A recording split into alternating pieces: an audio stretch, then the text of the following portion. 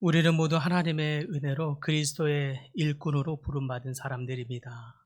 그래서 고린도전서 4장 1절에 보면 바울은 자신을 소개할 때 그리스도의 일꾼이요 하나님의 비밀을 맡은 자라 이렇게 소개하지요. 동시에 바울은 또 고린도 성도들을 향하여서도 말하기를 그들은 그리스도의 일꾼이요 하나님의 비밀을 맡은 자라고 여겼습니다.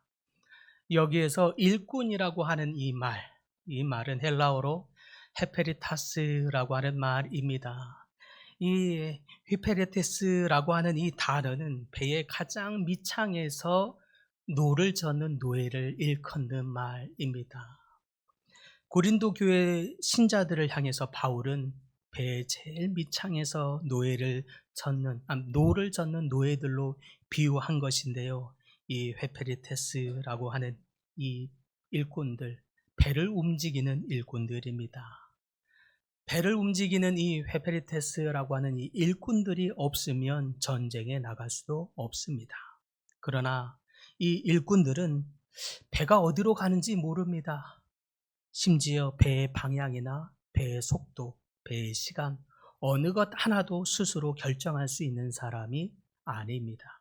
다만 배의 선장이자 사령관인 그 사령관의 명령에 따라서 적군을 물리치는 그 비밀한 임무를 따라 전쟁에 승리하려고 하는 그 미션을 수행하는 그런 사람들입니다. 그래서 그 사령관의 명령에 따라서 노를 저어라라고 하면서 북을 세게 힘차게 두드리면 빨리 노를 젓고 천천히 두드리면 천천히 노를 저으면서 그냥 가라 하면 가고 멈추라 하면 멈추는 사람입니다. 그런 중에도 그 전쟁에서 승리하게 되면 그 승리의 영광마저도 이 일꾼들이 가져가지 못합니다. 오롯이 배 선장이자 사령관의 몫이죠. 어떤 영광도 취하지 못하는 사람들, 다만 배의 밑창에서 노를 젓는 베페레테스 일꾼들입니다.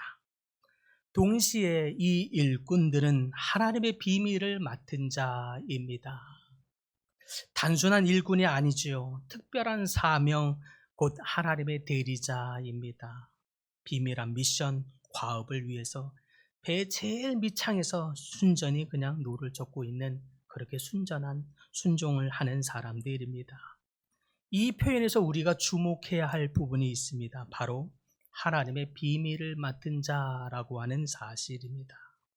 단순한 봉사자나 일꾼이 아니라는 뜻입니다. 즉 하나님 나라의 구원의 열매라고 하는 이 중요한 사명을 맡은 자라는 뜻입니다. 때문에 우리는 사람들을 그리스도께로 인도하고 또 그들이 그리스도 안에서 장성한 분량에 자라도록 하는 일에 특별한 사명을 받은 사람들입니다. 이처럼 오늘날 우리 모두는 베페리테스라고 하는 일꾼으로 부름받은 사실을 믿으시기 바랍니다. 밖을 조금도 볼 수 없는 배의 밑창에서 또 우리의 사명의 목적도 방향도 속도도 시간도 그 어느 것 하나도 우리는 우리 마음대로 결정할 수 없으나 오직 하나님의 그 거룩한 미션을 위해 우리의 사령관이 되시는 하나님의 명령을 묵묵히 순종하는 자로 부름을 받은 사람들입니다. 그러므로 우리는 하나님의 비밀을 맡은 자로서 사람들을 그리스도께로 인도하여 그들이 그리스도의 장성한 분량에 이르기까지 성장하도록 구원의 열매를 맺는 일에 부름받은 일꾼으로서 사명을 다해야 할 것입니다. 다만 그 일을 수행함에 있어서도 내 뜻대로 행하는 사람이 아니라 오직 철저히 우리의 사령관이 되시는 하나님의 명령에 따라서 순종할 수 있는 분들 다 되시길 간절히 소망합니다. 이를 통해서 보면서 그렇다면 일꾼의 최고의 가치는 무엇일까? 한번 함께 고민해 보고자 합니다. 일꾼의 최고의 가치, 첫째는 열매입니다. 일꾼이 1년 내내 수고하였으되 만약에 열매를 하나도 얻지 못한다면 일꾼의 수고가 헛것이 될 것입니다. 때문에 일꾼의 최고의 가치이자 궁극적인 목적은 열매를 수확하는 데 있습니다. 그리고 우리 그리스도의 일꾼으로서 우리 그리스도의 일꾼의 최고의 목적이자 열매라고 한다면 그것은 장성한 그리스도인들을 얻는 것이라 할 것입니다. 즉 하나님의 백성들을 구원하여 그들이 그리스도의 장성한 분량으로 성장시키는 것, 성장하게 돕는 것, 이것이 그리스도의 일꾼된 우리의 사명 그리고 열매라는 뜻입니다. 그래서 예수님께서 마태복음 28장 19절에 대위임령의 말씀을 전하시면서 그렇게 말씀하시죠. 너희는 가서 모든 족속으로 제자를 삼아라고 말합니다. 제자를 삼는 것, 일꾼의 궁극적인 목적이고 열매이기 때문에 그렇습니다. 그리고 에베소서 4장 13절에도 또 말하기를 너희는 그리스도의 장성한 분량에 충만한 데에 이르기까지 자라가라고 말씀하십니다. 왜 그렇습니까? 그것이 일꾼의 궁극적인 열매요 목적이기 때문에 그렇습니다. 이를 통해 볼 때 하나님의 일꾼에게 있어서 최고의 가치는 열매, 곧 그리스도의 장성한 분량에 이르도록 하는 것입니다. 이것이 일꾼의 열매이죠. 이 목표, 이 열매를 이루기 위해서 우리는 제자를 훈련시키고 또 그들이 성숙한 신앙인으로 자라도록 양육하는 이유입니다. 또한 우리 모두가 제자로 훈련을 받고 성숙한 그리스도인으로 자라도록 양육을 받는 이유가 되기도 하지요.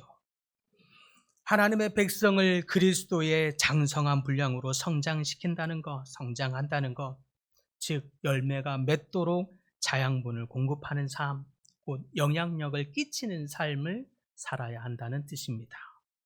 내가 받은 은혜, 내가 경험한 하나님의 그 깊은 사랑, 진홍같이 붉은 나의 죄를 용납하시는 하나님의 크신 그 은혜, 용서하심, 이 모든 은혜를 깊이 감격하고 받은 후에 이루 말할 수 없는 그 감격을 내가 속한 공동체와 일터, 가정, 이 열방 가운데 흘려보내는 삶을 살아야 한다는 의미입니다. 자양분을 공급하는 삶, 영향력을 끼치는 삶, 그 삶을 통해서 풍성한 열매를 맺을 수 있기를 간절히 소망합니다. 둘째, 일꾼의 가치, 둘째라고 한다면 그것은 충성입니다. 사실 일꾼에게 있어서 최고의 가치는 첫째도 열매이고 둘째도 열매, 셋째도 열매입니다. 그런데 이 일꾼이 수고하는 이 모든 이유가 열매를 수확하는 것이기 때문에 그렇습니다. 그런데 이 열매를 수확하는 또한 최고의 방법이자 방안, 원리는 일꾼이 열매를 얻기 위한 이 방법에 충성하는 일입니다. 그렇기 때문에 일꾼의 다음 가는 가치, 그것은 충성이라고 말하는 이유입니다. 그렇다면 좋은 열매 맺는 방안이 무엇입니까? 그것은 영양분을 공급받는 일에 충성하는 것입니다. 어떤 곡식이든 어떤 열매든 어떤 나무든 영양분을 충분히 공급받지 못하면 결코 열매를 맺지 못하기 때문에 그렇습니다. 그러므로 일꾼은 가장 우선적으로 열매를 위해서라도 영양분을 공급받는 일에 충성합니다. 나아가서 일꾼이 열매를 맺기 위한 또 다른 절대적인 방법으로서 열매 맺는 원리에도 충성하는 삶을 삽니다. 그래서 고린도전서 4장 2절에는 말하기를 믿는 자들에게 구할 것은 충성이니라, 이렇게 바울은 말합니다. 즉 바울은 일꾼에게 요구되는 최고의 덕목은 충성, 곧 신실함이라고 말합니다. 충성스러운 일꾼은 단순히 맡은 일을 성실히 하는 것에 그치지 않는다는 뜻입니다. 그리스도의 장성한 분량으로 제자를 성장시키는 것, 곧 열매를 최우선 목표로 삼고 열매 맺는 절대적인 원리에 충성한다는 것입니다. 때문에 하나님께서 일꾼을 세워서 열매를 거두기 위해서라도 우리 모두는 충성스러운 일꾼이 되어야 합니다. 더불어 충성스러운 일꾼에게는 열매 맺는 절대적인 기준이 있습니다. 절대적인 원리가 있죠. 기준이 없는 충성은 향방 없는 다름질과 같습니다. 아무리 열심히 뛰어도 방향이 없으면 그 결과는 엉뚱한 데 가 있을 것입니다. 잘못된 열매를 맺게 될 뿐입니다. 때문에 열매를 위해서 우리가 무엇인가에 충성스러운 다름질을 하기 위해서라도 반드시 명확한 목적, 명확한 기준, 명확한 원리 원칙이 있어야 합니다. 그리고 그 원리 원칙에 충성스러운 삶을 살아야 하는 것입니다. 농작물을 기르는 사람에게 가장 기본적인 원리 원칙, 기준이 있다면 그것은 넓은 땅이 필요할 것이고요. 그리고 물을 충분히 공급할 수 있어야 합니다. 그리고 공기가 잘 통하는 곳에 길러야 할 것입니다. 이런 등등의 몇 가지의 원리 원칙이 가장 중요한 것이라 할 수 있겠습니다. 저는 지금 제 사무실 앞에 작은 테라스에 작은 화단 몇 개를 갖다 놓고 포도나무, 참외, 대추 이걸 키우고 있습니다. 이걸 키우는 재미가 쏠쏠합니다. 설교를 준비하다가 이것저것 자료를 읽다가 답답하거나 설교를 쓰다가 설교문이 막히고 잘 안 써지면 그냥 앞뒤 생각 안 하고 테라스로 나와서 또 물 한 바가지 부어주면서 또 벤치를 갖다 놓고 의자를 갖다 놓고 거기에 털썩 앉아서 가만히 쳐다봅니다. 하도 많이 쳐다봐서 참외가 몇 개 달려있는지 훤합니다. 훤한데 또 세봅니다. 근데 그 세보면서 그 기분이 너무너무 좋습니다. 거기에서 맺은 열매를 제가 오늘 아침에 싱싱하게 따왔습니다. 제가 아내한테 이걸 보여주면서 여보 내가 맺은 참외야 보여줬더니 에게라고 합니다. 저는 이 에게 같은 이 참외를 보는데 기분이 너무 좋습니다. 어이구 이게 어떻게 생겼대? 이게 너무 저는 뿌듯합니다. 근데 생긴 게 꼭 주인을 닮았는지 조그맣니다. 저는 근데 이걸 조그마다 하지 않고 겸손하다 합니다. 어떻게 주인을 그렇게 닮았는지 참외도 겸손합니다. 근데 이것을 보면서 저는 너무너무 기분이 좋아요. 그런데 제가 이걸 우리 노권사님들께 참외가 10대 열렸는데 이렇게 다들 조그매요. 그랬더니 우리 권사님들이 하는 말씀이 흙이 많아야 돼요. 이러신 거예요. 흙도 많아야 되고 거름도 충분하게 부어줘야 합니다. 라고 하는 거죠. 그게 바로 열매를 맺는 원리입니다. 저는 씨앗을 심어놓긴 했는데 그 원리들에 다 충성하지 못하는 거죠. 그 중에 한 가지라도 빠뜨려 먹으면 열매는 이렇게 맺을지 모르는데 좋은 열매, 큰 열매를 맺지 못하는 것입니다. 우리 삶에, 우리 그리스도인의 삶에 열매 맺는 원리, 그것은 말씀에 충성하는 것입니다. 우리가 말씀에 충성하지 아니하면 좋은 열매, 성숙한 그리스도인 될 수는 없습니다. 그냥 그리스도인은 될 수 있습니다. 그러나 성숙한 그리스도인, 우리 삶의 열매를 맺는 그리스도인은 어렵습니다. 어느 누구도 영양분을 공급받지 않고 그리스도인이 될 수 있는, 좋은 그리스도인이 될 수 있는 사람은 아무도 없습니다. 그러므로 우리는 충성하되 좋은 영양분을 공급받는 일에 충성해야 한다는 뜻입니다. 때문에 충성스러운 일꾼은 말씀에 충성합니다. 그러나 사람들에게는 절대시 하지 않습니다. 말씀에는 충성하되 사람을 절대시 하지 않는 것, 그것이 좋은 일꾼의 자질입니다. 그런데 본문의 배경이 되는 고린도 교회는 다툼과 분쟁이 많았습니다. 그래서 사실 바울이 이 고린도 전서를 쓰고 있는 것이지요. 이유인즉슨 거기 안에는 더러는 그리스도파, 더러는 아볼로파, 더러는 게바파, 더러는 바울파로 나누어져 있었습니다. 이들은 모두 하나님의 사역자들에 준합니다. 그런데도 그들에게 무슨 잘못이 그렇게 크게 있겠어라고 싶은데 그들 안에 그렇게 당을 짓고 다투기를 자주 합니다. 급기야는 서로의 당을 향해서 비난하는 일까지 생겼습니다. 오히려 바울파, 게바파, 아볼로파 이렇게 여기 당에 속할 만큼 열심히 있는 자들이었습니다. 하나같이 열심히 있었으나 분쟁 또한 많았습니다. 그들이 하나님 앞에 사명을 받은 사명자였으나 이들에게 분쟁이 있었던 까닭은 그들은 사람을 절대시했기 때문입니다. 내가 따르는 지도자의 가르침을 절대시하였고 그로부터 받은 기준과 생각들을 절대시하였으며 내 생각, 내 경험, 내 기준을 절대시했기 때문에 분열이 일어나고 분쟁이 일어난 것입니다. 바울파는 바울의 가르침에 충성하였고, 게바파는 베드로의 말에 충성하였으며, 아볼로파는 아볼로의 가르침에 충성하였고 그 말들을 절대시했습니다. 그런 거로 열매를 맺기는 맺었을 때 좋은 열매를 맺지 못한 것입니다. 삶이 변하긴 변한 것 같은데 온전히 변하지 못했습니다.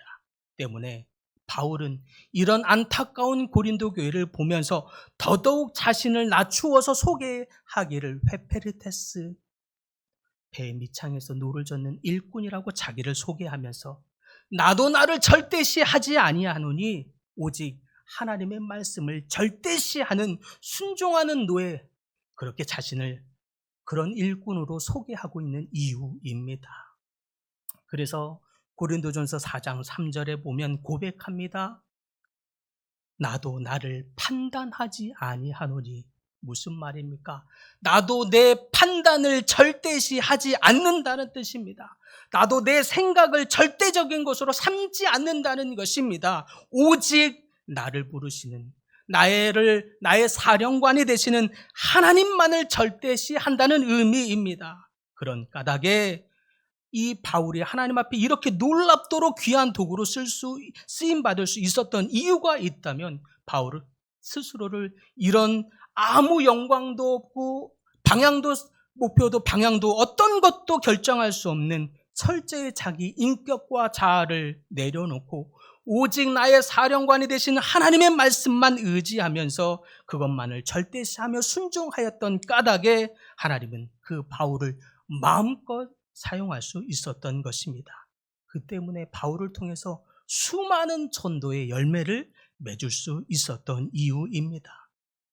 그러므로 어떤 사람이 아무리 뛰어나도, 아무리 내게 좋은 유익을 줄지라도, 아무리 꼭 필요한 존재처럼 여겨질지라도 사람을 절대시해서는 안 됩니다. 아무리 훌륭해도 사람이 절대화돼서는 안 된다는 뜻입니다. 오직 우리의 참 사령관이 되시는 하나님만을 절대시하며 그분의 말씀만을 절대적으로 순종하시는 여러분들 되시길 소망합니다. 사람은 죽고 오직 하나님만 나타나시며 하나님만이 영광 받으시도록 그분만을 절대시하는, 그분만을 절대적으로 충성하는 모든 분들 되시길 간절히 소망합니다.